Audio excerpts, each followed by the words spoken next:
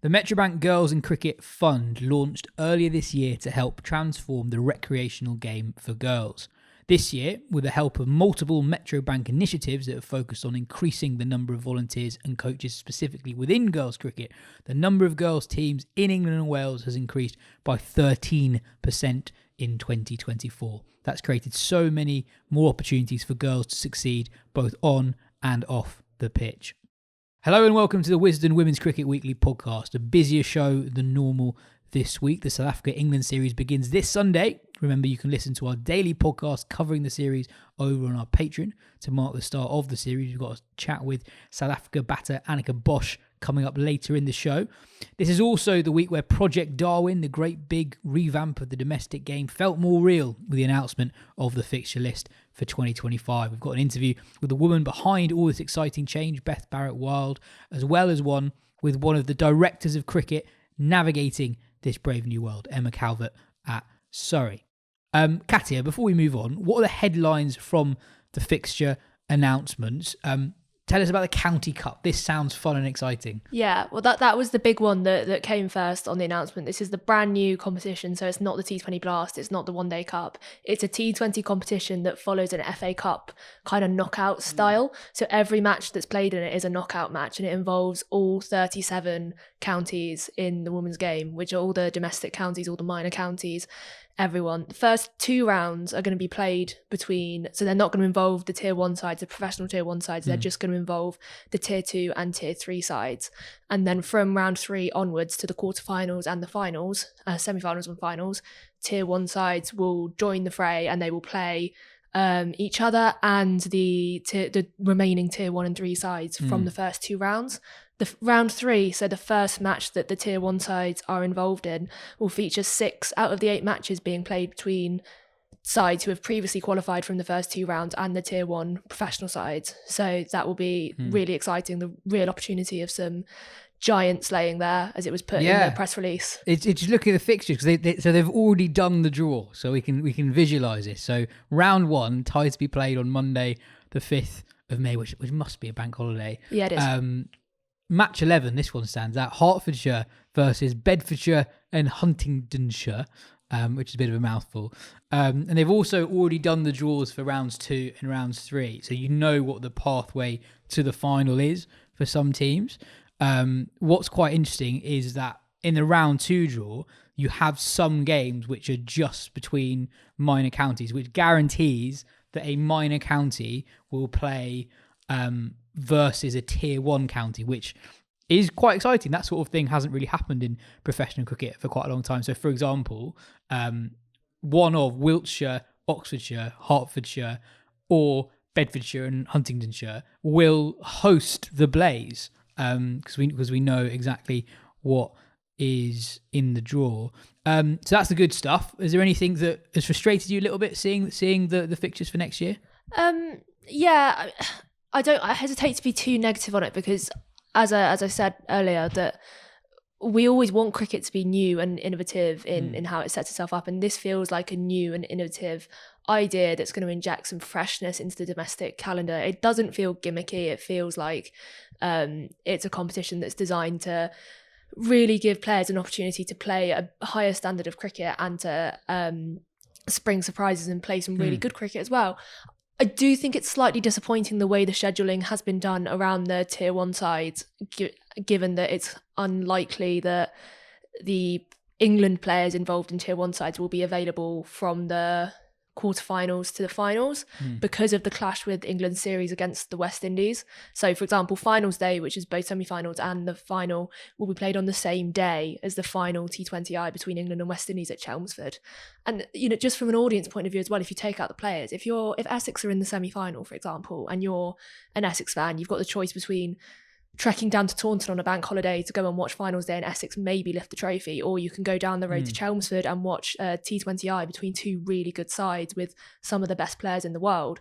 You're probably going to choose going to watch that T20I. And for such a flagship year of the structure, the first year, I just think it's so important to have these England players involved in as much of it as possible, especially marquee days like the finals day. I mean, we'll talk about it in a minute, but there's also problems with the way the T20 Blast has been scheduled. That means England players are unlikely to be available for some of the flagship stuff around that.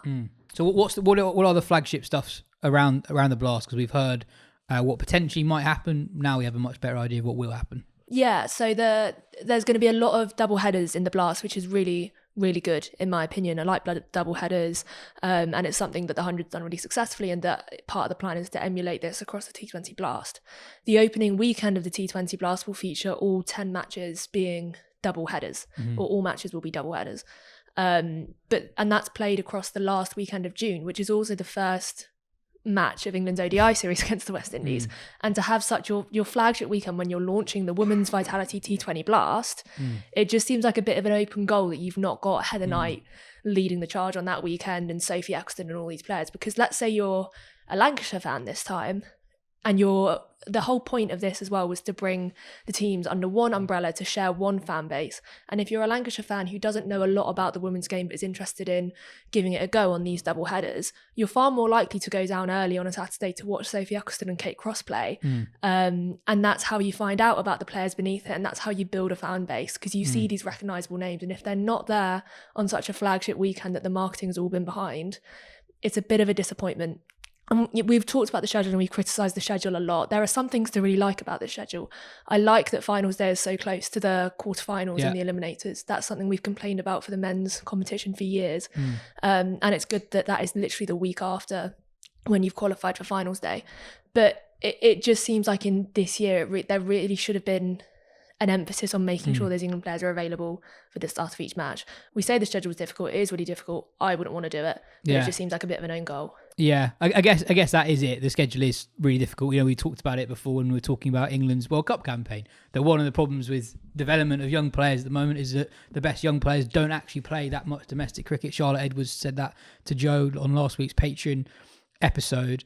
And I guess we're always careful about making comparisons between the women's game and the men's game.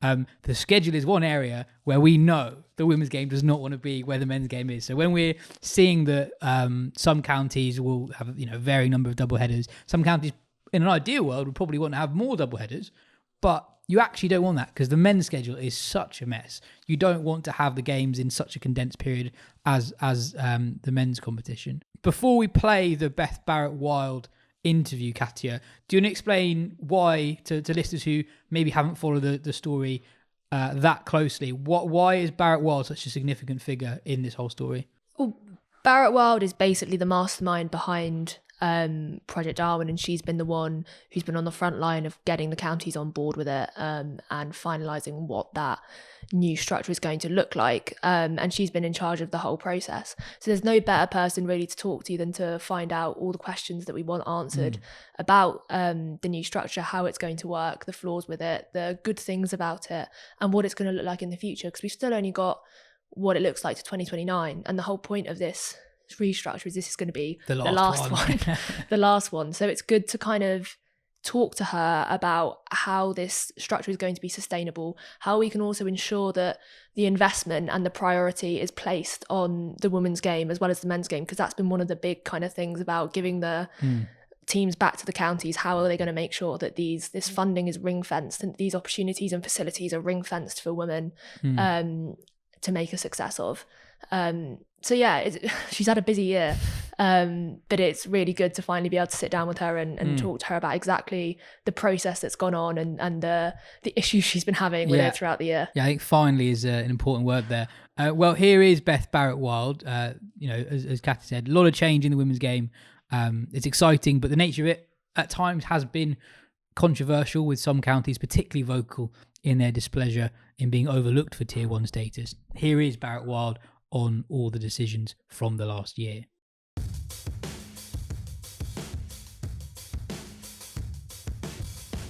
So very excitingly, we have the director of the women's professional game in England and Wales and the mastermind behind Project Darwin, the restructuring of the women's domestic game across England and Wales, Beth Barrett-Wild, joining us. Beth, you've had a busy year. Yeah, thanks, Katya. I quite like that intro. I'll take that mastermind. Yeah, look, it's been an incredibly busy year. I think it's probably been 12 to 18 months actually, since the inception of Project Darwin, our strategic project to evolve the future structures of the women's domestic game, but also the whole game. So yeah, it's been a busy sort of year and a half. But yeah, I think we're in a really good place with it. For context, why was there a need to completely rip up the regional structure we had and start again with the regions being given back to the counties? Yeah, look, so this is a decision that hasn't been made without a lot of thought. The regional model was launched back in 2020, at a period of time where we knew that we needed or we wanted to professionalise our women's domestic structure as quickly as possible on the field. I think there was a recognition of perhaps this gap developing between Australia and the performances on the field at an international level there that we really wanted to close, and sort of seeing the structures they had in place at a domestic level. So the regional model was launched in a way that we knew that we could centrally control the development and the investment into professional players on the field. So we were able to create a structure that got us to a point of having 80 professional domestic cricketers across those 8 regions. I think through that period, the focus really was on the quality of the cricket and really driving the quality of performance standards on the field. But I think with anything, I think especially with women's sport right now, it is a fast-moving space. And the world has shifted in that time. So between 2020 and 2024, I think the landscape for women's cricket and women's sport generally has fundamentally moved. I think with regards to that regional model, you know, we did a big deep dive review into it, and I think there was a recognition that whilst it was doing exactly what it needed to do from a performance perspective, it was perhaps restrictive in other areas. I think in particular from an audience growth perspective and that kind of that brand identity and the awareness and the scale. It was limiting in that guise. I think there was also a point around governance and ownership point. You know, we did a review in terms of the number of fixtures that would be played across different venues. And I think in 2023 and similarly in 2024, there was over 40 different match day venues being used for those regional teams. So that kind of nomadicism and that perhaps lack of a sense of belonging within the structures. So I think there was some elements within that regional model itself, like it was a very one-way investment model. It was primarily centrally funded by the ECB, and we wanted to make sure, obviously, that the game itself was investing into women's cricket. So there's kind of some challenges within the model itself. I think as I've touched on the rise of women's sport generally and the opportunity that women's sports definitely offers to growth and how we could use that to accelerate. So things like the impacts of the UEFA Women's Euros in 2022 and the growth of women's football in particular. So there's something there definitely around the commercialisation point. As a sport, we have an ambition to be the UK's most inclusive sport, and that means that we want to make sure we've got that equality of opportunity for a young girl, a young boy, a man or a woman to have exactly the same experiences in the game at every single touch point, through All-Star through to England Star. And I think there was an identification that the single point of difference in that player experience in the professional game was with regards to, in the men's structures, it obviously being delivered through our county-based structure, and then the regional model sitting almost on the outside of that. And then finally, I think, you know, the ICEC report, I think it shone a light on some discrepancies in terms of how we were approaching and delivering the men's and the women's game. I think in particular around things like working conditions, employment conditions, that we wanted to make sure that we could accelerate change there. So I think if you put all of those things into the melting pot, we really wanted to make sure that we were not just looking at the on-field stuff, but also that passionate fan piece and that long-term revenue piece, that commercial piece. So kind of a new set of objectives, I guess, for this next phase in the journey. And I think it really has been about really trying to embed and elevate the women's game within the existing structures. And I think from the very start of this, I've always been at pains to say that whilst this is a women's professional game strategy, it will have impact and positive growth impact on the whole game. And I think that's the sort of, I don't know, I guess maybe the fifth ingredient is around this sort of, this igniting of cultural change through the game by having the men and women on that shared platform. And I guess it would be remiss of me not to say, having my role on the 100, to see sort of what, I guess, what an igniting platform that was to demonstrate what was possible by co-presenting the men and women at scale on that same stage. I think it really just identified that, you know, there is a market there, there is a desire there, and there's an opportunity there. So yeah, I guess a lot of underpinning reasons, but it has obviously been quite a complicated project to bring to fruition over the last 12 months. So what was landed upon was a tiered system, which will take effect from next summer, with the tier 1 sides, 8 initial from 2025 being the fully professional sides, and a mixture of amateur and semi-professional sides beneath that in tier 2 and tier 3. 16 of the 18 first-class counties submitted bids earlier this year to the ECB to host a tier 1 county from 2025. What were you looking for from those bids, and how did you go about selecting those initial raft of tier 1 counties? Yeah, gosh, it feels like an absolute lifetime ago, actually, that we went through that ITT process. And I think that just demonstrates how much has happened in the last kind of, 8 months or so since then. So we released our invitation to tender to all 18 of the first class counties and also MCC at the start of the year to identify those 8 tier 1 counties, those 8 women's professional counties to sit at the top of our new pyramid structure. And as you said there, we had 16 bids come back, which we were really delighted by. I think there probably was a point, I'll be candid, this time last year, where there was a bit of a nervousness actually about the appetite within the counties to really take this on, because it is a massive undertaking. You know, this is pure ownership, responsibility and accountability for the women's team in a way that perhaps hasn't been there before in the regional model. But what that meant was that we needed to make sure that through the selection process, we had a really clear set of criteria. So across that invitation to tender, there was probably 4 key areas that we were looking to assess those bids against. The first one was the vision and the mission of the county. So what does the future of women's cricket look like for them? Really trying to get a sense of that depth of feeling, that authenticity, and that ambition and prioritisation of the women's team. And if I'm honest, that's probably the bit that I really honed in on the most, because I think, you know, you can kind of fix other areas if you get that real belief and passion point right. But then the next 3 areas were aligned to our key objectives for this period of the strategy. So that was quality cricket. So how were they going to approach the setup and the delivery of the women's team on the field, and also that wraparound support. So sports science and medicine provision, talent pathway activation, all of the kind of key ingredients that go into there. And then our second 2 new objectives for this period in sort of the growth of the women's professional games, that passionate fan piece. So how are they going to approach the growth of their audience for the women's team? What does the match day experience look like for a women's game? What does the marketing, digital communication coverage look like for them? How are they representing women within their venues, like from a visibility perspective, just around signage and things like that? And then finally, that long-term value piece. So what's their commercial strategy? What level of investment would they be looking to put in as a club themselves? So obviously they're getting a significant central investment from the ECB, but where's their appetite there to invest themselves?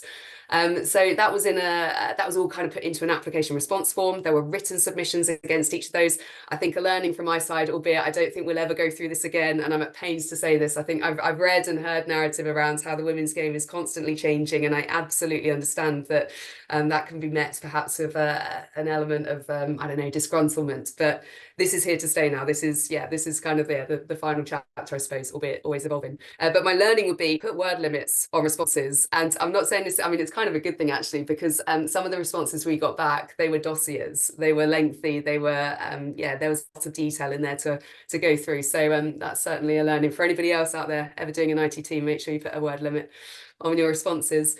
But they all went into that, and then we had an evaluation panel that looked at those bids. So we had a 6-strong evaluation panel.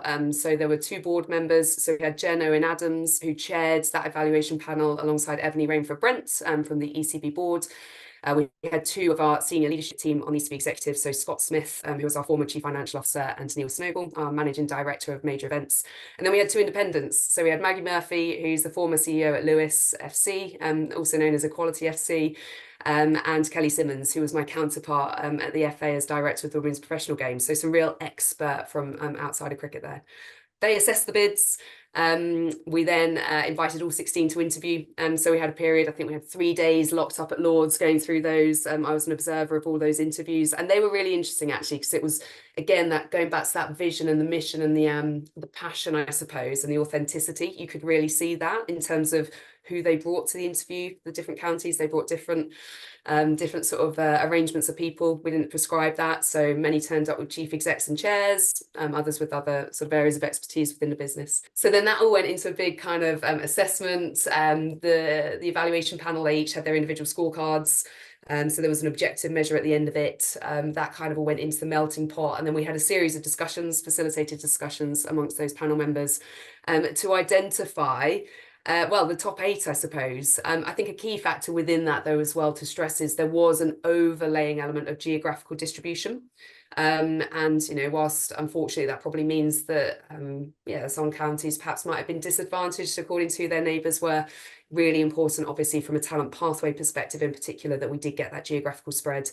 But yeah, some lively discussions to try and whittle it down to the top 8. And obviously where we ended was with a top 8, a 9 and then a 10, with the expansion plans with Yorkshire and Glamorgan respectively coming online in 26 and 27. But yeah, it was a really interesting process. And I think from my perspective going into it, I was really reassured with the response in terms of that level of detail that came back, but also the passionate, committed response. I think that also actually came through in the fallout from obviously when we did have to make those decisions. You could see that sort of still playing through, and that's still there to a little extent, but sort of being channeled in a positive direction now. But yeah, really interesting process, and I'm obviously ultimately very happy with where we've landed. Well, what set those top 8 counties apart in their bids and their interviews? Oh, great question. Do you know, there wasn't a vast amount to pick between some of them, and this is where it's really difficult. I think there's definitely the very top ones. I think there was that element of I guess an element of scale, like the ability, and look, if you look at the 8 tier 1 counties, we have got the big counties in there. So you've got your Surreys and your Warwickshires and your Lancashires, sort of, big established county bases with large catchment areas, high population densities, big sort of, brand scale awareness, etc., which I think that is definitely something that we are looking to leverage through this next chapter from an audience perspective. And I think there's just a sort of point maybe there that just links back to the sort of the level of resource within the clubs themselves. Like some of the counties, like they aren't all the same. They are very different. And they've got different levels of sort of resource and capacity, which does make a big difference here.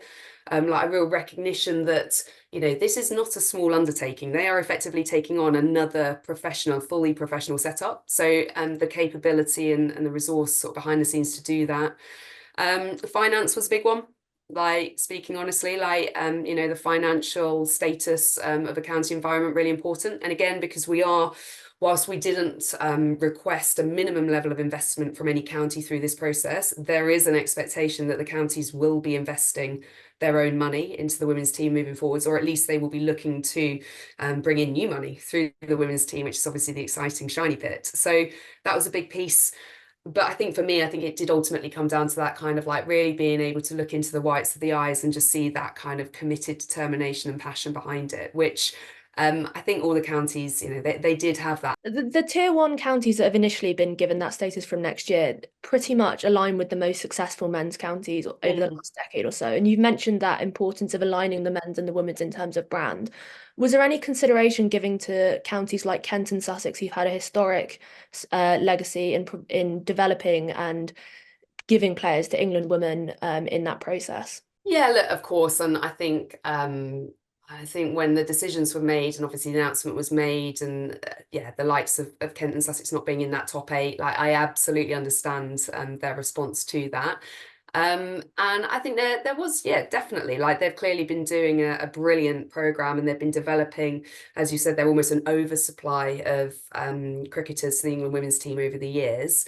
And that was a point of consideration. But I think ultimately, this is, it's a strategy that faces forwards, and it is based on what those plans look like moving ahead. So it's kind of like there was a recognition of what had been delivered in the past, but I think it wasn't sort of a key, I guess, pillar within the decision making. But I'm totally confident and optimistic. Some of the news we've seen, like Kent have been very active in this last week, actually, in terms of confirming their tier 2 squads, and some of the noises coming out of the camp there in terms of their determination to sort of almost prove us wrong, and to make sure that they're ready to go in that next cycle. That's really brilliant. And I think that's exactly what we want. We want that competitive tension. We want counties taking that ownership, taking that accountability. And that's probably what's perhaps been missing through the regional model structure to date. The other big fallout that came out of the tier 1 announcement was that Yorkshire weren't initially given a tier 1 county. They were given a tier 1 county from 2027, and then that was brought forward to 2026. What was initially missing from Yorkshire's bid, and what changed in that month between the initial announcement and the announcement of Yorkshire's being brought forward? The Yorkshire situation, obviously, very difficult, I think, for everybody involved, managing through that. I think I certainly, look, career-wise, I've learned a lot through this whole process, actually. I think with regards to Yorkshire, I think it's really important to recognise that a series of decisions were made at a particular point of time, which was April 2024, where the club was in a challenging position. I think it was in a challenging position and still is to an extent from a financial standpoint. I think that's been well publicised. I think that it was a difficult period for their executive leadership and who was in the club at that point.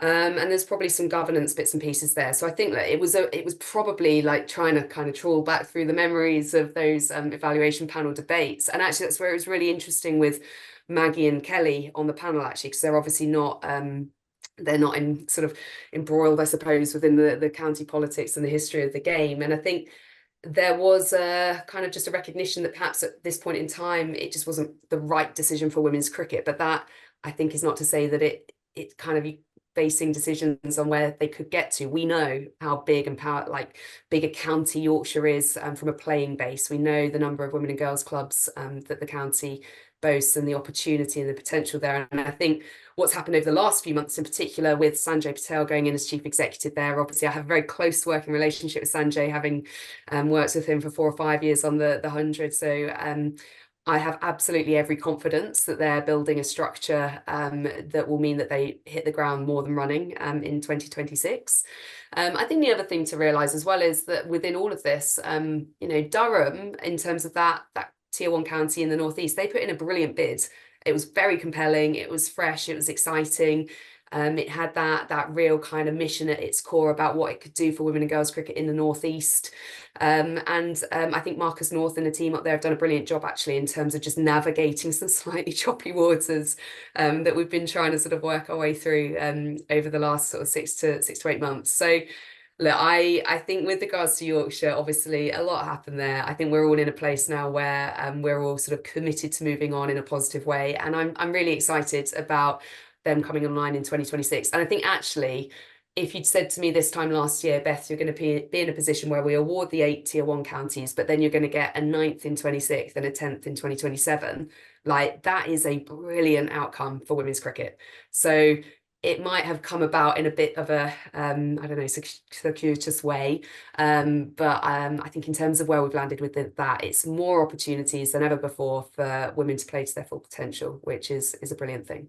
But what did change in that month? Because Yorkshire were initially going to have to wait 2 years, and then it was a change of mind and they are coming in from 2026. So what were the conversations during that month that changed your mind to grant them that from 2026? Oh, you're really going for this, aren't you, Katya?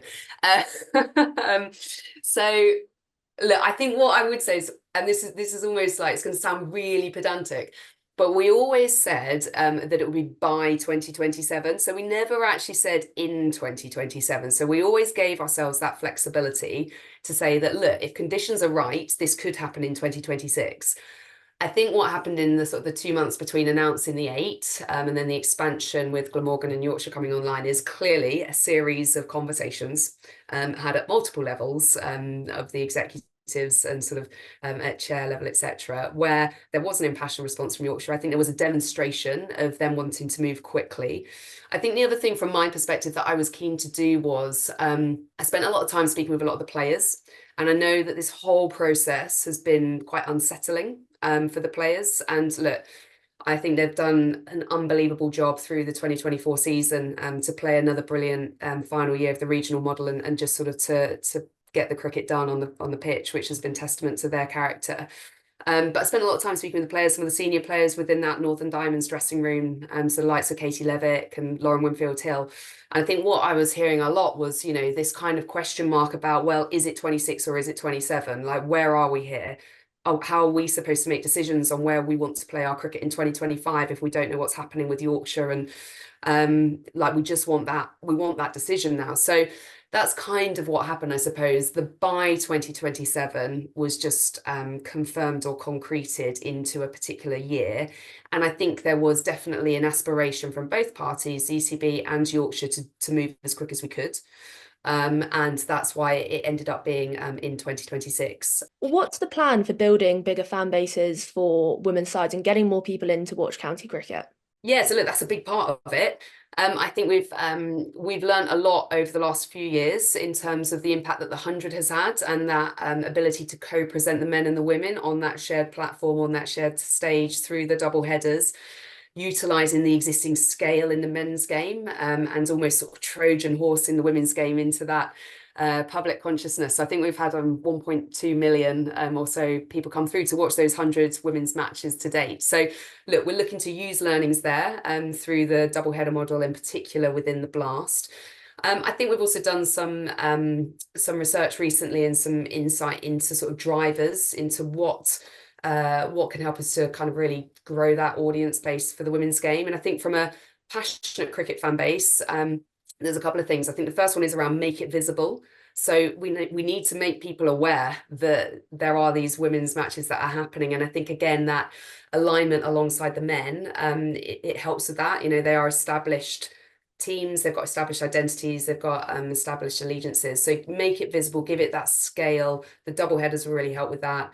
I think in particular with the Vitality Blast women's competition next year, that finals day that we're going to have at the Kia Oval at the back end of July, that is going to be live on Sky Sports. So again, that's something that we didn't have through the regional model, but we've been able to work with Sky to get that with sort of that full wraparound production.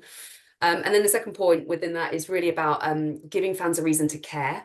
So we've done a lot, and I've done a lot of thinking about this recently, actually, and we've identified that there's a bit of a care gap between the men's game and the women's game. So fans tend to care more about the men's teams than they do about the women's teams. And we want to shift that. We want to give them that reason to care. So we're really leaning into that established identity, the rivalries, the history, the passionate fan bases to establish that audience for the women's game. So that's all about kind of the existing audience, I suppose, and almost just trying to get that big, passionate fan base that we know cricket has to fall in love with the women's game as well. And then there's the exciting new opportunity, which we know exists in women's sports. So we know whether it's through the England women's cricket team or the Lionesses or the Red Roses, like women's sport has got the ability to attract a new audience, which does tend to be slightly younger, more female, more family orientated. And I think this is the opportunity that, with regards to working with the counties, I almost see this as us giving them a gift, because we're giving them this opportunity through their women's team to reach a new audience.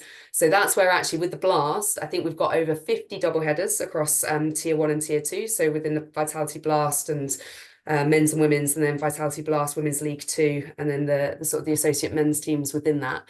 Got over 50 double headers there, but we've also got a large proportion, so I think it's about 2/3, a third, of standalone fixtures. And I think those standalone fixtures for the women are going to be really important in terms of how they start to establish and build their own individual fan base, and how that can be sort of incremental to the existing fan base. So look, I think it's a bit of a two-pronged attack. I think next year is all about just establishing brilliant basics. So there are some things we can do really quickly around sort of alignment of on-sale windows, and just approaching the marketing and the positioning of the women's game in a much sharper way, and taking learnings from the 100 or from England Women and what we were able to do back in 2023 with the Ashes to Ashes campaign, and apply that to the domestic environment.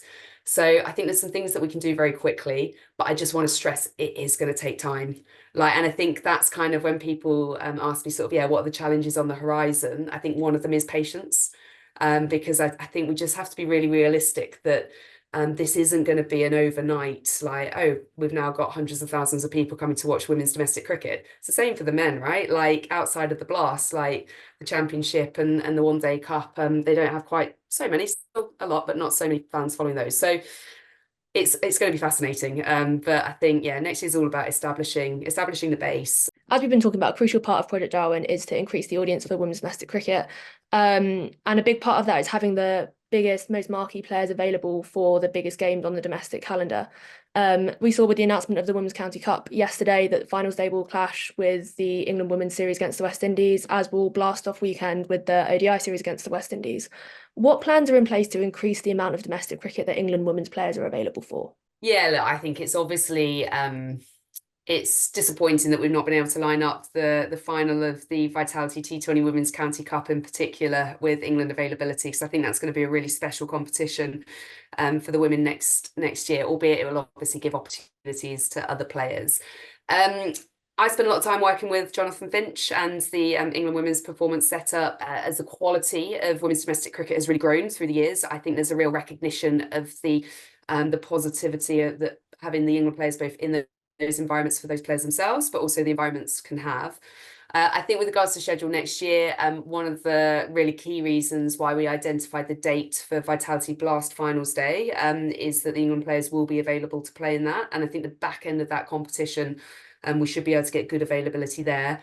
I think also there'll be good availability of the England women's players at the start of the Metro Bank One Day Cup. So those early rounds at the start of the summer. I think it's a kind of one of those difficult balancing acts. I think, as we know, the international programme in a really positive way is growing. England women will play, I think it's 6 white ball fixtures against West Indies, and then 8 against India next summer. That's a brilliant summer. 5 IT20s against India is going to be a really brilliant shop window for women's cricket in this country. And I know we've got big aspirations for ticket sales around that. So it is a balancing act. I think we want to try and get as many of the England players play as frequently as possible. And I think it is something that we'll just keep under review. With the increased commitment to test matches in the Future Tours programme from the ICC for women's test matches, is that something you see as a significant part of the women's domestic future? Yeah, look, potentially. I think at the moment, whilst there has been an increase in the number of women's test matches in this next FTP cycle, it's still small numbers. So I think there are ways that we can make sure that our player base are getting the exposure to red ball cricket, whether it's kind of inter-squad games or sort of one-off North v South type fixtures, where we can give them that experience to make sure that they're ready to play in those test match environments. I think if there is more women's test cricket beyond 2029, it would be something that we look at again. But I think right now, through this next cycle, line to our strategy, the focus really is on the audience growth piece. We're not taking our eye off the ball around that quality cricket. There are going to be more professional female cricketers than there ever have been next year. There's going to be 120 contracted players in Tier 1. But that passionate fan, long-term value, they are our 2 key focus areas for this next 4-year cycle. And I think, it's the best route to that in the short term is definitely through the white ball formats. And just lastly, on the kind of nuts and bolts of the restructure, the ICEC report released last year detailed some appalling cases of sexism towards women employed by first-class counties and ingrained misogyny towards gender equality in the county system. In giving back the women's domestic side to the counties, are you satisfied that these concerns from the report have been addressed? Yeah, look, I think it's probably one of those that we will absolutely need to monitor. I think actually having the women's teams and having those female professional athletes in and around those club environments will be an accelerant to cultural change within the county structures. And I think it is something that we will need to make sure that it is being addressed. But I'm optimistic that the world is changing and that cricket is changing in that world. And I think having aligned men's and women's professional teams within those environments is a real positive for the position of women within those environments. So I think it's something, like I said, we'll make sure that we're across. I certainly personally am very attached to making sure that that is the case. But I think it's the right move for the future of the game. To have men's and women's cricket being treated equally. And I actually think it's another really key reason why it was so important to make the structural changes to the women's domestic game away from the regional model, which was this sort of conglomerate county approach to hosting women's cricket, to giving the counties that real accountability to do it properly. So yeah, look, there is an element of we need to make sure that they do deliver on that. But I'm pretty confident that we have the processes and the relationships in place to do that. And like I said, I think the ICEC report was a needed publication to shine a light on an area of the game that's not been great for a long time. So hopefully we're in a position now where we can act on that. And I think we have seen that over the last 12 to 18 months. Definitely the last 12 months since that report was launched. So I'm confident in the future direction for sure. The other big change that's going on in the domestic structure over the last few months or so has been the private investment sought in the 100. How will specifically private investment benefit the women's competition? Because we've seen what a success the women's competition has been, not just for the 100, but for the women's game as a whole. Yeah, look, I think from the conversation, so like I said, I was up at Edgbaston last night for the launch of the Birmingham Bears women's team, and I had a catch up with Stuart Kane. They're talking about some of the conversations that he has been having and leading through the Birmingham Phoenix lens. And it wasn't that he was assuring me, he proactively said how interested the investors have been in the sense of having that men's and women's aligned team property. I think it is unique actually within mass scale team sport to have a product, for want of a better word, that does have a men's and a women's team directly alongside each other. I know, there are cases of it, whether it be the BBL and the WBBL, but they're treated as separate competitions, whereas the 100 is the 100 and it's played by men and women. So look, I'm very confident that the women's team within that is very much a part and parcel of what the investors are buying. And I think like I said, I think it is unique, and I think it is something that's quite appealing.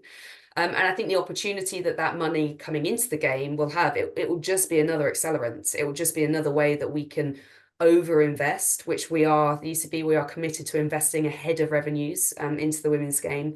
And it would just mean that there is more investment going into women's cricket. And I think it will help us to accelerate things around like player pay, and opportunities there. So yeah, look, I'm very optimistic about what can happen through the sale of the 100 teams. And I think it's an incredible testament to what's been built over the last 4 years actually, with the 100. And sort of, if you wind back to 2021 and starting the whole competition with a standalone women's game at the Kia Oval with a new format and teams sort of assembled during a period of COVID and not quite knowing how it was going to go. I think by us starting with that women's match, I think it demonstrated from the outset how important the women's competition is to the very soul of the 100. And I think that is certainly being carried through into those investor conversations moving forward. So look, I think there has never been a better time to be an aspiring or established female cricketer.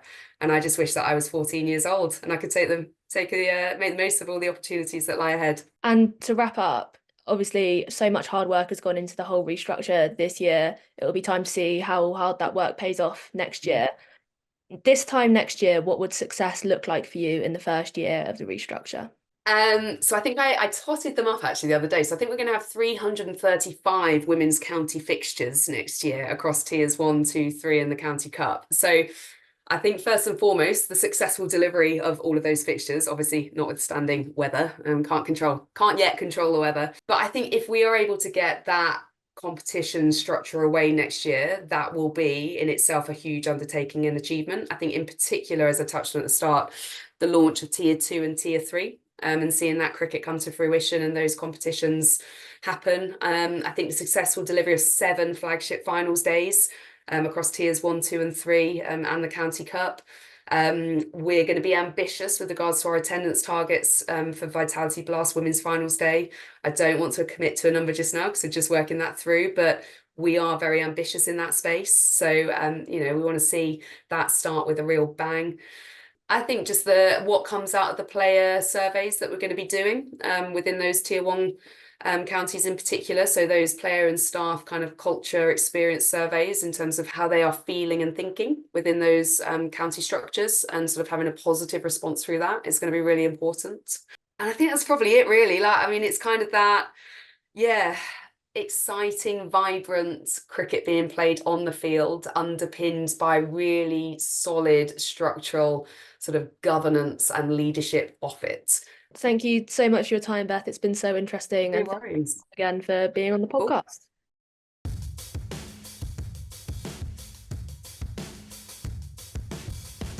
Next up is Surrey's Director of Cricket, Emma Calvert. I've always sort of wondered what directors of cricket actually do, especially so this year with Project Darwin. Here is Calvert on Surrey's front foot approach to signings, still leaning on their South East Stars heritage and what success looks like for the new domestic structure.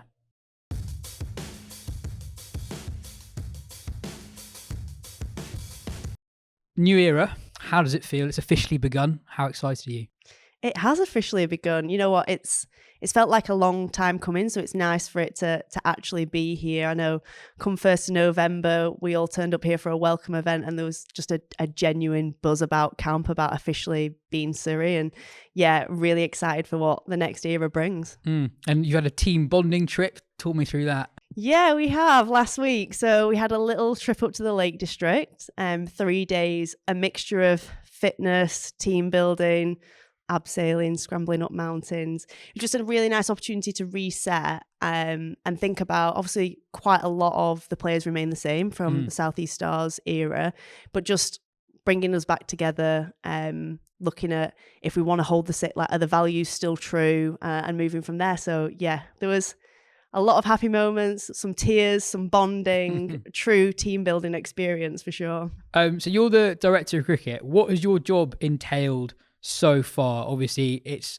an interesting job in a normal year, but this is a completely new thing. So you're going in cold. And then what will your job be, let's say, from 2025 when it's properly up and running? Yeah, I think in the regional era, it was a little bit different. Obviously, we had great support from Surrey and Kent, but we didn't truly belong at those clubs. So a lot of the things that I was doing, there's now teams of people who are ready to get started and doing those things. I guess from day one of the announcement, it was making sure that we have the strongest squad possible. Every player was out of contract, which I think is very unique, not in cricket, but in sport in general, to have to build a new team. And we were lucky we didn't lose any of our contracted players, and we gained some along the way. So rebuilding that, and then also making sure those players have the best support staff in place. Again, we weren't building from scratch. I was given the opportunity by Surrey to build my team, and I wanted a lot of the people who were with me at Southeast Stars. So it wasn't from scratch, but again, every member of staff was out of contract. So it's been making sure that the foundations were in place, making sure we had the facilities that the girls deserve and need, and going from there, really. So how early did you start building for 2025? Because I guess a lot of the information has actually been quite new, given there's such a big change coming along. We didn't know at the start of 2024 what was happening in 2025, for example. Yeah, tear it up and start again, it was, I think. But no, I think I was very fortunate because Surrey kind of gave me the platform to crack on from the start, even when we didn't have all the information. So they backed me, and I was able, for as soon as that tier 1 team was announced, to get cracking really, and did a lot of contracting before the 1st of June deadline, when players can obviously speak to other teams. So I was able to get a head start on that, and that is because I had a club that backed me. And the ECB were obviously taking their time to make sure they got things right, and how the different tiers would work. So there was a little bit of flying in the dark, but that's kind of the purpose of this model. It was in the regional game, we relied on the ECB to tell us what to do and how to do it, whereas now the point is that's been given to the counties, and as long as your county backs you to do what you're doing, then go for it. Talk me through, I guess, the thinking behind aligning yourself relatively closely to what the Stars had done, because you could have come into it and been like, this is completely new. Everyone's out of contract. I can sign anyone in the country. And from the outside, it was quite interesting that Surrey were really on the front foot. You pretty much announced your full squad before some counties had announced a single player. Talk me through why you're so keen to go down that route. I think it's important to remember that the regional era, we'll call it era, for 4 years, we did a lot of incredible work in that time. And you don't want to start again. You want to build on that platform. When we were at Stars, the contracts that we gave out, we did that for a reason. We genuinely believe we have some of the best players in the country, and so why would I not want to bring that over to Surrey, I guess. I think it's just like you said, we did a lot of work on who we are, the style of cricket we want to play, and to carry that forward was really important to us. Being part of Surrey is incredible, but we don't want to, and we'll have a new identity with that, but we don't want to lose the identity that we also created along the way. So it's about blending the two. So how does it work with high profile England centrally contracted players? Because I guess that was one of the areas that we weren't sure exactly how it would work. Sorry, I've obviously named a couple in the last few days. So it's the England players' choice where they want to play their cricket. Obviously, we've announced 3 England signings, Sophia Dunkley, Alice Capsey and Danny White-Hodge. I guess for Alice and Sophia, it's carrying on from being part of the Southeast Stars team. They're Surrey girls, they wanted to be part of that. Then with Danny, we've known each other a long time. We've had some really good cricket conversations. She plays the style of cricket we want to play as a team.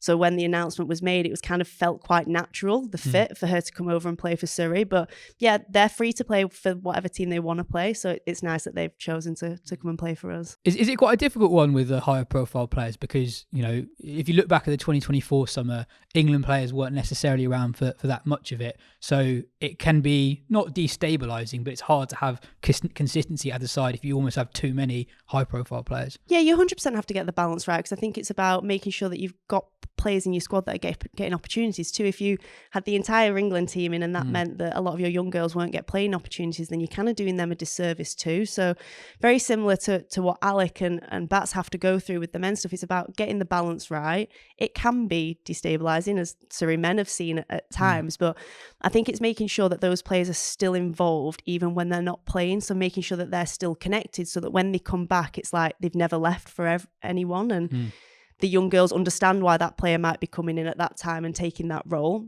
So yeah, it's about making sure that all through the winter, at every point, even when they're away playing in different comps around the world or for England, that they still feel connected to who we are and what we're trying to achieve. How linked up is it with the men's setup? Because obviously the Surrey men's side have had a very successful few years, not just on the field with winning 3 championships in a row, but also off the field. You hear players, coaching staff, etc., talk about the ethos of the club. As you say, players when they're playing the IPL or whatever, they're still talking about Surrey. They're desperate to come back. They've got a really good thing going there. Have you talked to Alex Stewart, Gareth Batty about anything in particular? Yeah, we've talked about it quite a lot, especially our head coach, Johan Myberg. He's really big in the girls understanding what it means to be a Surrey player. So the pressures that come with that, the exposure, the experience, everything, playing at an incredible ground like the Kia Oval, he wants them to truly understand what it means to be a Surrey player. So as I think I mentioned before, it's about blending who we are with who Surrey are as well. And we've had a lot of conversations with the men's side on that. I think the club has just done an incredible job at just making us feel welcome from day one. I know it sounds stupid, but all going for lunch together, you'll see the men's players, the women's players having a conversation about cricket, about absolutely nothing to do with cricket, and just genuinely bonding. And that's really cool to see. So there is obviously, we want to still be who we were, but we also know that it's important to align with Surrey as well. And I remember when we were doing the tender process for the Tier 1 team, and me and Alex sat down and we were doing a video for it, and we were like, right, okay, well, what's your objectives for the women's team? And they were completely identical to his, and that's without ever having a conversation. We want to produce players for England. We want to develop talent through our system.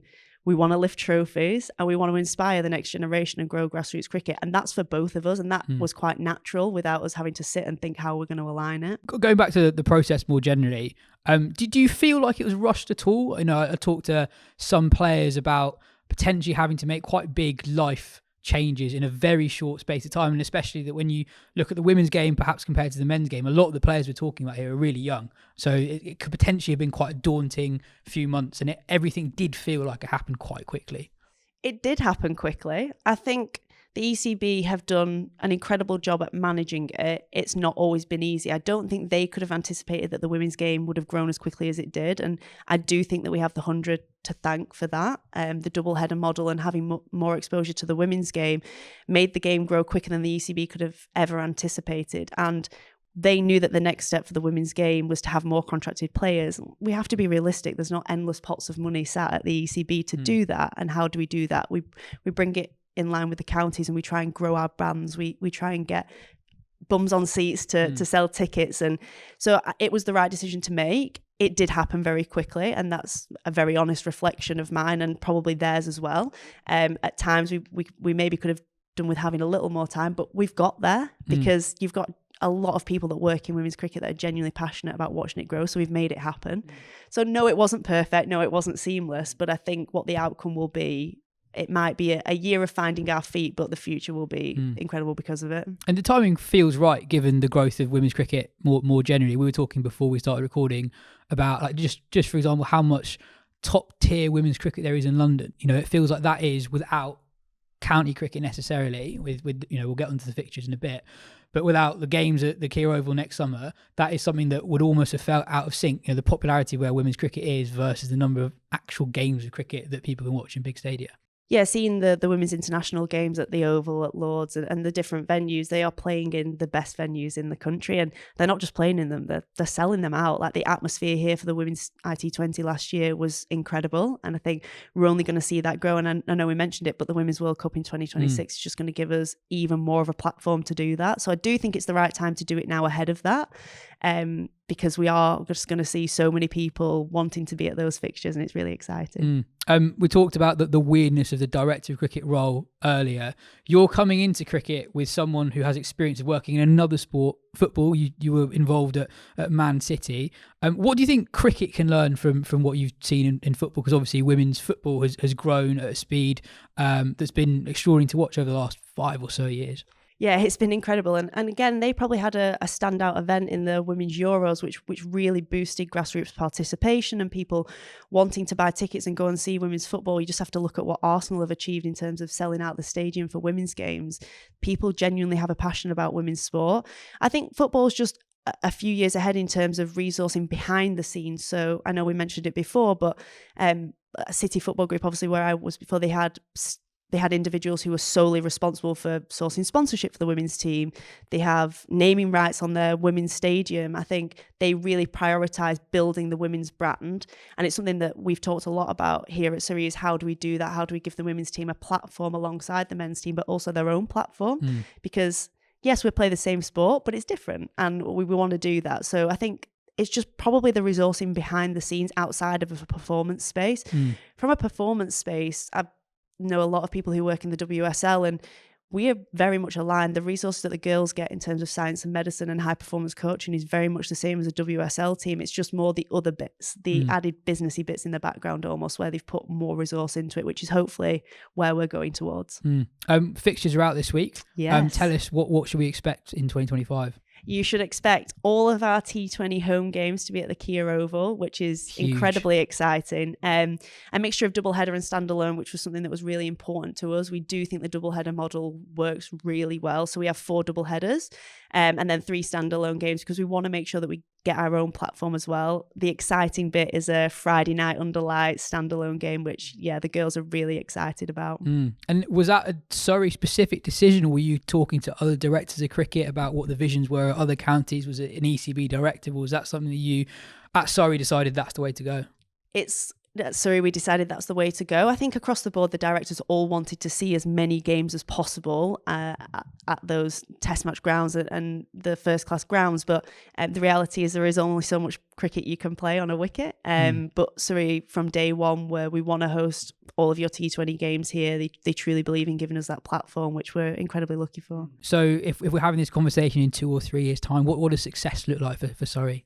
Success would be, for me, we want to sell out a domestic women's fixture here at the Kia Oval. I think that is something that is completely achievable and something we're definitely working towards. I know in the space of 1 year, from our 2023 doubleheader to our 2024 doubleheader, we more than doubled our attendance. So if we can keep doing that and bring fans on that journey, bring our members on that journey, then we're going to sell out a domestic women's game here at the Kia Oval. Well, it's a very exciting time for women's domestic cricket. Emma, thank you so much for your time and best of luck. Thank you very much. Awesome.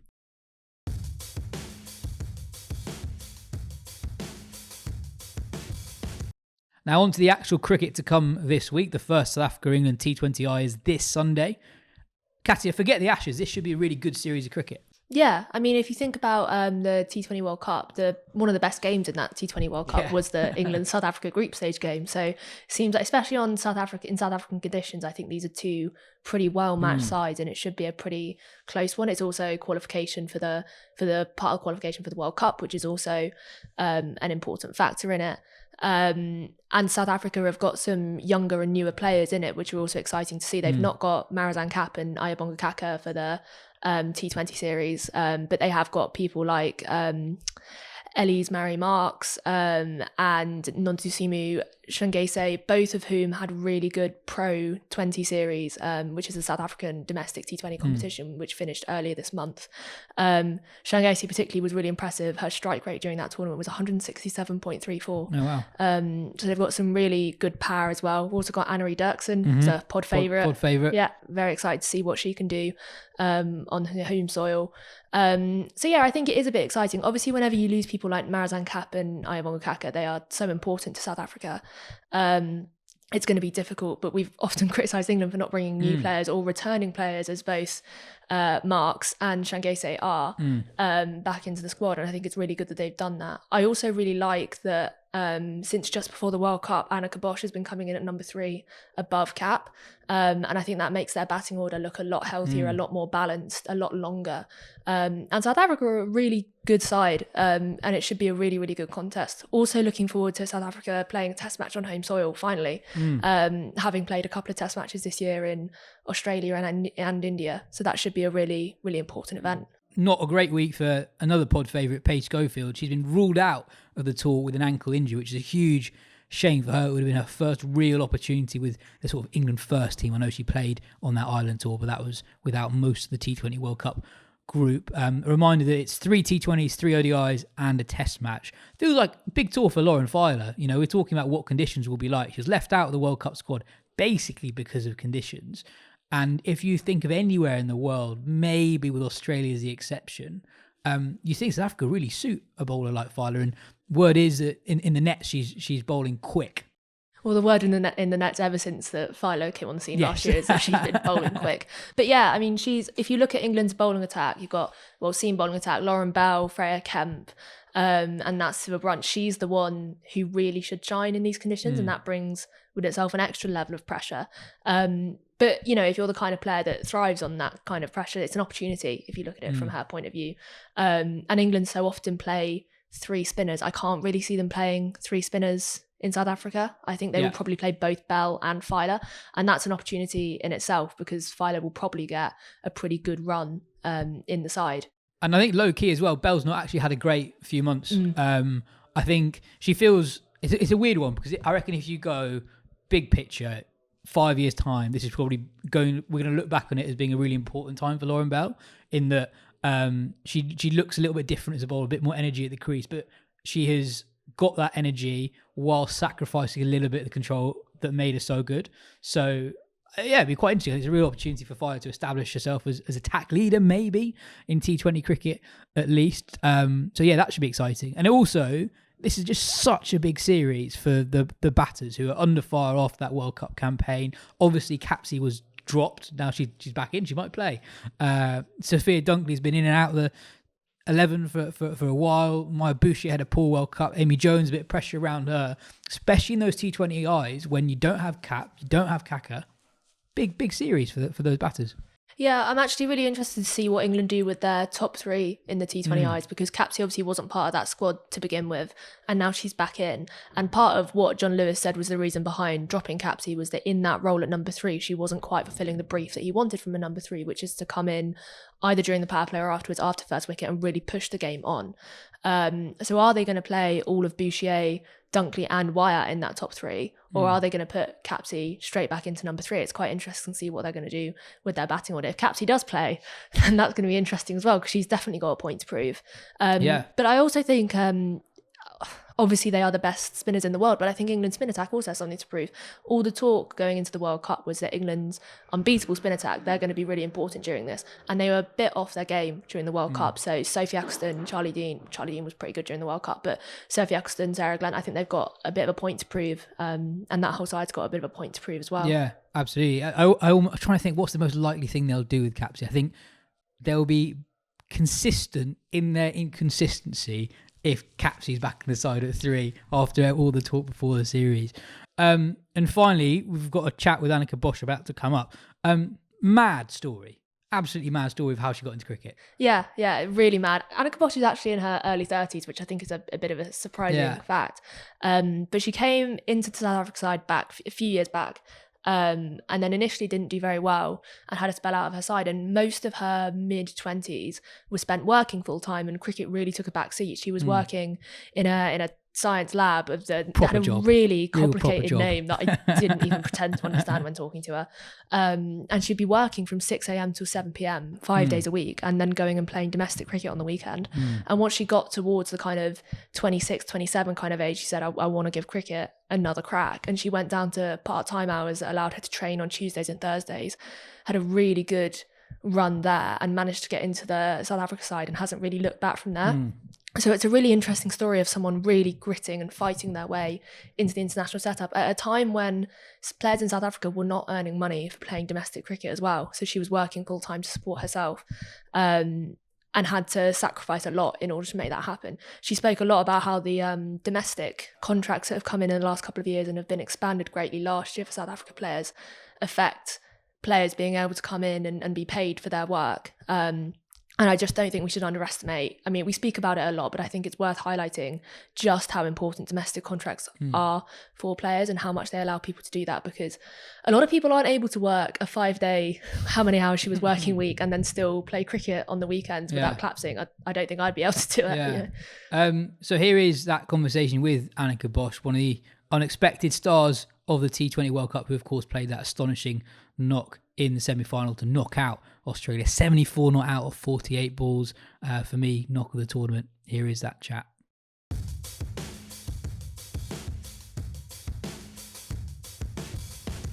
So very excitingly, we have South Africa's Anneke Bosch on the show today. Thank you so much for joining, Anneke. I guess there's nowhere else to start other than that innings against Australia in the T20 World Cup. Undoubtedly innings of the tournament. That's got to be a pretty special one for you. Yeah, definitely a good memory, and definitely like the best innings of my life or my career so far. Came at a pretty special time as well, being in semi-final against Australia, where the tournament before that didn't go very well for me. I was struggling quite a bit, and quite disappointed with how the other games went. So yeah, that's just, I guess, the art of cricket, or the way of cricket, how it goes. I think the game against England in that tournament was probably one of my worst innings in my career, and then a couple of games later you have your best innings. So it's funny how quickly things can turn around, and yeah, that gives a person a confidence boost. But just as much as you can't like dwell too much on the lows, you can't dwell too much on the highs either. So yeah, trying to just be consistent the whole time. You mentioned you've been struggling a little bit in the tournament before that. What kind of clicked in that innings? Because I think we'd seen glimpses of the kind of power hitting you're capable of. I'm thinking the half century against Sri Lanka earlier in the year when you were promoted up the order to open. But we hadn't seen it in the World Cup so far. So what clicked then for you? I'm not sure. A lot of people have asked me, like, what did I do differently? I'm not quite sure. I think maybe mentally I was just in a bit of a different space. And I think after a couple of bad games, you kind of get into a space where I wouldn't say you don't care, but you know that it can't get much worse than what it's been going. To be quite honest, that going into that game, I was kind of thinking that maybe the sooner I go out, the better it is for the team. Because in the other games, I was eating quite a bit of balls and I wasn't getting runs. So yeah, so in a sense, it was kind of not worrying too much about the outcome. And then just trying to keep things as simple as possible and go back to the basics and just watch the ball, like, and not try to think about too many things. And in the end, that seemed to have worked. It's quite an extraordinary mindset to be in, that perhaps once you're out, the better it is for the team. How did you mentally cope with that during the tournament? Yeah, it was a tough tournament, those first couple of games, and the warm-up games as well didn't go well. So yeah, I still try to stay positive. Still, because it's like I said, you don't want your lows to be too low, and you don't want your highs to be too high either. So still try to stay positive. Still have like game plans in place, different options in place for whoever you're going to face or who you're likely to face. But yeah, it was tough because you feel like you're letting the team down, you're letting yourself down, and you kind of feel, or you know, that you're capable of doing more and giving more to the team, but it's just not working out. So yeah, but I had a chat with some of our coaches, and I'm thankful that they kept on backing me and believing in me and the rest of the team as well. Yeah, I think just staying positive and backing yourself and knowing that, or hoping that will one day work out or pay off in a game sooner rather than later, hopefully. I think Laura Wolfhart said after that game that you'd been meeting with Baker Abrahams, who's a South Africa batting coach, every day for coffee during that tournament. And he's the first full-time batting coach that South Africa women have ever appointed. What areas specifically in terms of your batting has he kind of unlocked or helped with? I would say like having more options, and not just boundary options, but also kind of rotating strike, getting off the mark, I actually had a Teams meeting with him yesterday before we met for this tour that we have now, and we just looked at strike rates and averages and stuff across the different formats and certain phases of the game. It was a lot of detail, and we went into quite a lot of different aspects of the game, but it helps a lot, and just understanding your own game and knowing your own strengths and weaknesses better, ultimately backing yourself and sticking to what you know works and the options, and also assessing conditions early enough and assessing it properly, because I know like everyone knows, if you go in early or you have to assess the conditions, send the message back. But I think we didn't always know, or I didn't always know exactly how to assess conditions properly. So that, it helped a lot with that. Yeah, just like I said, different options, different game plans against different bowlers.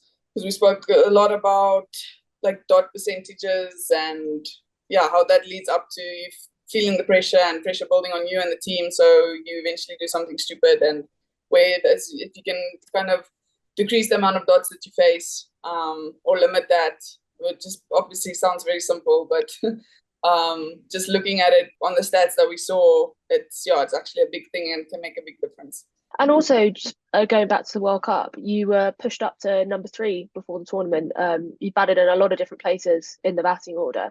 Do you feel like number 3 is where you feel most comfortable now? Yeah, I do enjoy batting at 3. I've always enjoyed. I think that was always my preferred position, or top 3, I would say. I like going in early. I like batting in the power play. Yeah, I think it's a bit more suited for my game. I don't think my game is exactly like at the moment. It's not suited, I think, for coming in at 6, 7, 8 and like being a pinch hitter and hitting from ball 1 and stuff like that. I don't think that suits my game as well as like top 3 does. So yeah, I'm happy to bat at 3 at the moment, but also happy to move up or down wherever they want me or need me. But yeah, I've always felt most comfortable batting in top 3. And also specifically going back to that game against Australia, became pretty clear from about the 12-13 over mark that you were going to get the runs. Were you able to kind of relax and enjoy at the end of the innings knowing that you were going to be a World Cup finalist again? I don't know, like that whole innings kind of just feels like a big blur and I can't remember much of it. I guess I think by the time Laura went out, we needed like 14 of 20 something. So then I was like, it's like we've got this. Like there's no way that we're going to lose it from here. We still have a lot of wickets in hand and stuff like that. But it's also, you never know, like you can't be too sure. So you just want to kind of finish the game and get the job done. But yeah, I just remember from when I walked in to the last ball, the only thing I was focused on the whole time was that there was this bottom part of the scoreboard that showed the amount of balls and the amount of runs needed. I wasn't looking at anything else than that the whole game, and just thinking how we shouldn't let that obviously get too far away from us. Even when we were kind of in a good position, you would say, when we needed to like run a ball. I was just thinking like, don't get comfortable now, or don't like take the brakes off now, because when you look again, it'll be like you need 60 or 45 or something like that. So yeah, I just wanted to just keep an eye on that the whole time, and I just wanted that rate not to get too high or not to get out of hand. Hitting those winning runs must have been pretty sweet though, especially against Australia, who'd beaten you guys in the final of the 2023 tournament. What were the emotions like then? Yeah, super cool. It was, I think, thinking back at it now, I actually realized like more how big of a moment it was, or how special it was. I think when you're in the moment, you don't actually realize it, or you're happy and obviously excited, and you like, but you don't actually realize the full extent of it, I think, especially with the tournament that I had, like going into that game and then finishing the game off and getting us into a final it was super special, and definitely probably the best part of my career so far. kept telling myself like to make sure I'm there, and like I want to finish the game, or for the team, like I don't want to go out, or yeah, I just wanted to really finish the game and be there till the end. So yeah, happy that worked out. Unfortunately, then lost in the final a couple of days later against New Zealand. It must be pretty tough to reach 2 T20 World Cup finals in a row and still not have a trophy. Yeah, definitely. I think we still pretty sad about that. It still hurts. It's gonna hurt for a while, I think. But yeah, we have to move on from that and take the learnings that we can from that. New Zealand they played really well that day. They were definitely the better team on the day. So yeah, I think the whole tournament we played so well, and everything was working out for us pretty well, except that one game against England. But yeah, I think last year's final, it was obviously also disappointing, but it was our first time in a final, and it was against Australia, and so it didn't hurt as much as this one did. I think, yeah, if you beat a team like Australia in a World Cup, it's kind of unfair not to have a trophy after that, to not lift the trophy, because they're such a dominant team in World Cups and stuff. Unfortunately, it didn't go our way, and New Zealand were just way better than us on the day. So, and for them to turn things around the way they did leading up to that tournament, they weren't playing, or they had quite a few losses. So yeah, they did really well. Still, 2 T20 World Cup finals over the last 18 months, plus some significant victories in bilateral cricket along the way. It feels like South Africa have made a significant amount of progress over the last 18 months. And given that we have conversations about the big three in women's cricket as England, India, Australia, has that been frustrating, as South Africa have been finalists 2 times in a row and beaten Australia twice in the last year? Yeah, maybe a little bit, but I wouldn't say too much. We know that on any day we can beat anyone can beat us. Or for myself, I wouldn't look too much at like the big three, like you said, or the history of certain teams, or how they've been doing lately, or something like that. Where when you walk onto the field, everyone starts on zero. Anything can happen, especially in T20 cricket. We've experienced that as well. We've had a couple of losses, at home, against teams you would think should be an easy win or should be a comfortable win. So it happens, and it's so unpredictable. So yeah, just I think focusing on ourselves and keep trying to improve ourselves and be better every game that we play. And alongside that success, I just wanted to talk briefly about the influence of Laura Wolfhard, who's been South Africa's captain for over a year now. And when she came in, I think there were some questions, having had Laura on the show and spoken to Laura, about whether she was a natural leader or not. But under her leadership, there have been, as I've just said, significant achievements for South Africa. What have you noticed in the team's development since Laura took over? Yeah, she's a very good captain. She's different, I think, to some other captains that we've had, or just in terms of personality. She's a bit more quiet and calm, and I think that helps the rest of the team. Just because I think she handles pressure quite well, and she sets a really good example by the way she goes out and trains and plays, and she's just she's calm, and she keeps everyone else calm. So I think that helps a lot. And obviously she's got a lot of knowledge about the game and different conditions and different opponents, and she's played everywhere and against everyone. So yeah, just kind of bringing that knowledge to the rest of us. And yeah, I also think she's really good at keeping the group together and keeping us kind of together as a unit. She's really good at that, so I think that helps a lot. And it's been a good year that she's been captain. Obviously, she is still relatively new in it. I would say, like in a year as captain, there's still probably something that you can learn, or you want to learn, or you want to change or do better at. But yeah, she's been really good for the group so far. And moving on slightly, just to look at your career specifically, you made your ODI debut in 2016, had a fairly difficult initial run, and then came into the T20 side in 2019, I think, aged 26, and then properly broke into all 3 formats in 2021. What's it been like being in your 20s and being in and out of the international side? Yeah, it was a long journey and kind of a tough journey. Like you said, I made my debut in 2016 in Australia, played for ODIs there. But then I was more bowler, so I think I was more bowling all around at the time. So yeah, then just for 3 years, kind of never got selected again, and then obviously in between that, you start wondering, like, is things going to work out? Should you carry on?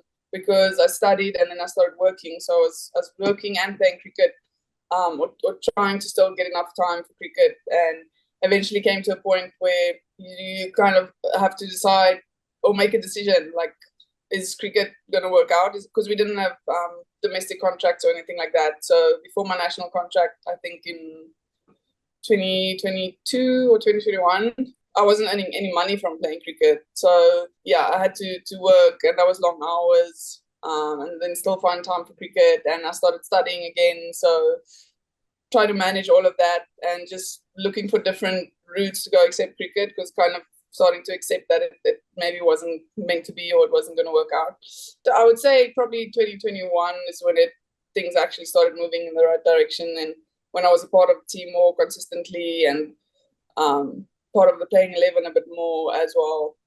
So yeah, it was a really long journey, and there was a lot of times where I thought I should probably start doing like a real job, or like put cricket aside now. But yeah, thankfully it worked out. I'm glad that I didn't give it up.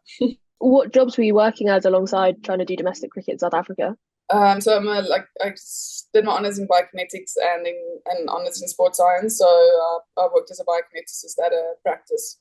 And it was pretty long hours. So you start at like 7 or 7 in the morning, and you work till 6 at night, every day. So the first year that I worked was in 2017, and then there was no time for cricket, so because of those hours. So I basically just played domestic cricket over weekends, but I never trained. And then the year after that, I started taking Tuesday and Thursday afternoons off so that I can go and practice cricket. And then I worked like that for like 2 years, probably only training twice a week. And then as I started touring a little bit more again, started working less, obviously, and then the contracts came in and I stopped working completely, and only played cricket then. You must have had to have some significant self-belief to keep doing those kinds of hours training and believe that it would still work out with international cricket. Yeah, like I said, there were some doubts at a stage, and where I thought, okay, I probably have to start doing like my own thing now, in terms of like opening up a practice or something like that. Or like I said, I also started studying again in like a maths direction. So I went completely different direction because I wanted to do something like that. I wasn't sure about the biokinetics anymore. So yeah, I guess deep down I still had that belief or that hope that things would work out. It was a bit of a gamble, I guess, but luckily it worked out. And yeah. We talk about this a lot, but I think it's worth reiterating. How much of a difference did domestic contracts make for you when they came in? Yeah, a lot. The domestic contracts only started last season, or the beginning of this season, 24-25. Before that, it was only the national contracts, and there was some like high performance emerging contracts in place as well. So yeah, the domestic contracts that started now, I think we'll only see the benefits of that probably in a season or two. Like it's not gonna happen immediately, and you won't see the benefits or the rewards of it straight away. But it's definitely gonna help our like structure and our feeding system and the way forward, because now girls, because obviously before that, everyone still had to work like me, like what I was doing, and you train once or twice a week. Like you're not really gonna improve as a cricketer if that's all you do. So now there's a whole bunch of girls domestically that can focus on cricket only, and obviously that'll improve their skills. And so when they get a call up to the national teams, they'll obviously be better prepared and just better players. I don't know, in 5 years when people retire or whatever, then the new players coming in will just be of a better quality than what it's been like maybe the last couple of years. And we see players a lot who are picked for their national sides when they're very young, in their early 20s or late teens. And from then the domestic cricket they're able to play is limited. Obviously the domestic cricket you were able to play was also limited by your work commitments, but how beneficial has it been to be able to play as much domestic cricket as you have? Yeah, obviously good. We don't really play a lot of domestic cricket though. Like I feel like there can be more games throughout the whole year, because there's only about 10 games, 10 T20s, 10 ODIs throughout the whole year. So yeah, for myself, I think obviously like it helps a lot, and any game time and any experience that you get helps a lot, and it just kind of shapes you into the cricketer that you want to be, and you learn about yourself and about the game and stuff like that. But I think looking forward and going into the future, one thing that can still be changed is just domestic games being played more, because like I say, there's only 10. The season is probably about 6 months long, and we only play 10 50 over games and 10 T20s. Yeah, I think if that can just be a longer stretch and more games, and also if we can start playing 3-day cricket or 4-day cricket at least, because we don't have that in place domestically yet, and we're obviously starting to play more tests now. So yeah, I think just more games and more exposure and stuff like that will really help a lot as well. And just briefly looking to the upcoming England series, you're without Marizanne Kapp and Ayabonga Kaka for the T20I series. That's an exciting opportunity to blood new players. You've got Ellie Mary Marks and Nondumisu Shangase, who have both been picked in the squad. It must be quite a new, fresh feel around the squad. Yeah, it's always good to have a few younger ones or new faces in the team. Obviously, we will miss Marizanne and Aya a lot. They've been exceptional the last couple of games and throughout the World Cup, and everyone knows how good the players they are. So they will really be missed, and their experience will be missed. But yeah, it's good to have new faces, new energy in the squad, and obviously they are super keen and super excited, and they really want to make a difference. So yeah, I'm looking forward to see them, how they go about their stuff. And the match against England, which you mentioned earlier in the T20 World Cup, was probably the closest game in the World Cup, and the only one apart from the final that South Africa lost. What learnings did you take from that game against England? Quite a few. Well, hopefully there was a lot, especially going into this series now against England. But yeah, I think it was just, we did a couple of basics badly. So I think just doing the basics better and sticking to that for longer. And yeah, I think our fielding wasn't great in that game. So paying more attention a bit to that as well. And yeah, like I said, just doing the simple stuff for longer and better, more consistently, and just sticking to our game plans a bit more and better, because I think we were a little bit off with that in that game. And finally, there's also a test match included in the series. As you've said, South Africa have been playing a significant amount more test matches over the last year or so, but none at home yet. So this must be extra special to be able to play one at home. Yeah, super exciting. I think that the squad hasn't been announced yet, but the girls are looking forward to that. Really excited about that, and yeah, just having test cricket at home, like you said, we haven't had that, so that'll be pretty cool. It's a kind of a new thing to us, the test cricket, although we have played, I think this will be our third one this year.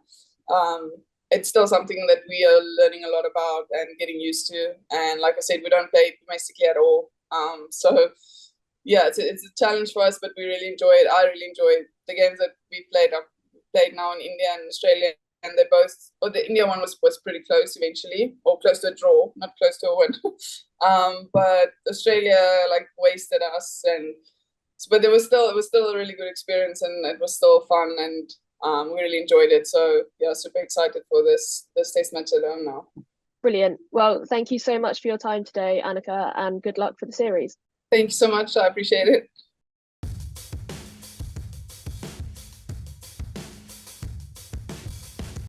That's everything for today's show. Thanks to the Metro Bank Girls and Cricket Fund, there are more volunteers and coaches in the girls' game, and a huge 13% more girls' teams across England and Wales in 2024 compared to 2023. If you want to find out more about the fund, visit metrobankonline.co.uk/cricket.